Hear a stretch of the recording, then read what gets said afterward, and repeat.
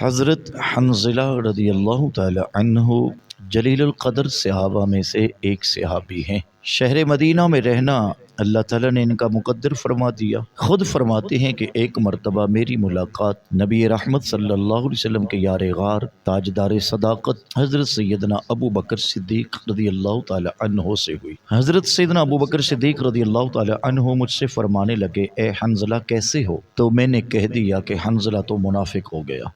حضرت سیدنا ابو بکر صدیق رضی اللہ تعالی عنہ فرمانے لگے، سبحان اللہ، یہ کیا کہہ رہے ہو؟ میں نے وہی کہا کہ حنظلہ تو منافق ہو گیا۔ حضرت ابو بکر صدیق رضی اللہ تعالی عنہ مجھ سے فرمانے لگے، یہ کیسے؟ تو میں نے کہا کہ جب ہم حضور نبی کریم صلی اللہ تعالی وسلم کی بارگاہ میں حاضر ہوتے ہیں اور آپ صلی اللہ تعالی وسلم جنت و دوزخ کا تذکرہ فرماتے ہیں تو وہ منظر ہمیں یوں محسوس ہوتا ہے جیسے ہم اپنی آنکھوں سے دیکھ رہے ہوں، اور جب ہم نبی اکرم صلی اللہ تعالی وسلم کی محفل سے اٹھ کر گھروں میں آتے ہیں تو اپنے بیوی بچوں کی محبت میں مشغول ہو جاتے ہیں، کاروبار میں ایسا مشغول ہوتے ہیں کہ وہ سب کچھ بھول جاتے ہیں۔ سیدنا حضرت ابو بکر صدیق رضی اللہ تعالی عنہ یہ سننے کے بعد فرمانے لگے، اے حنظلہ یہ حالت تو ہماری بھی ہے، بس میرا ہاتھ پکڑا اور ہم دونوں در مصطفیٰ پہ حاضر ہو گئے۔ نبی اکرم صلی اللہ تعالی علیہ وسلم نے پوچھا، اے حنظلہ کیسے آنا ہوا؟ تو میں نے وہی عرض کیا، حضور حنظلہ تو منافق ہو گیا۔ تو نبی رحمت للعالمین صلی اللہ علیہ وسلم فرماتے ہیں، اے حنظلہ وہ کیسے؟ میں نے عرض کیا، یا رسول اللہ صلی اللہ علیہ وسلم،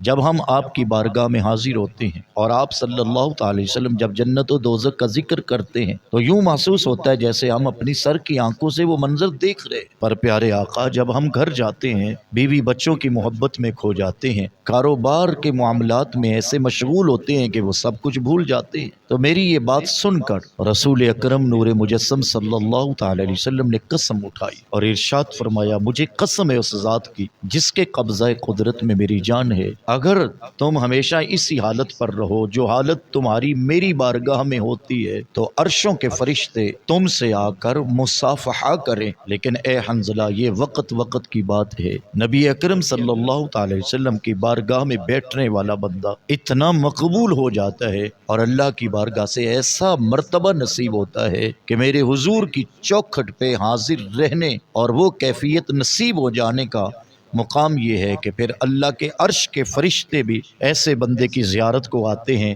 اور ایسے بندے سے مصافحہ کرنے کو تڑپتے ہیں۔ اللہ ہمیں حضور صلی اللہ تعالی وسلم کی محبت نصیب فرمائے۔ کی محمد سے وفا تو نے تو ہم تیرے ہیں، یہ جہاں چیز ہے کیا لوح و قلم تھے۔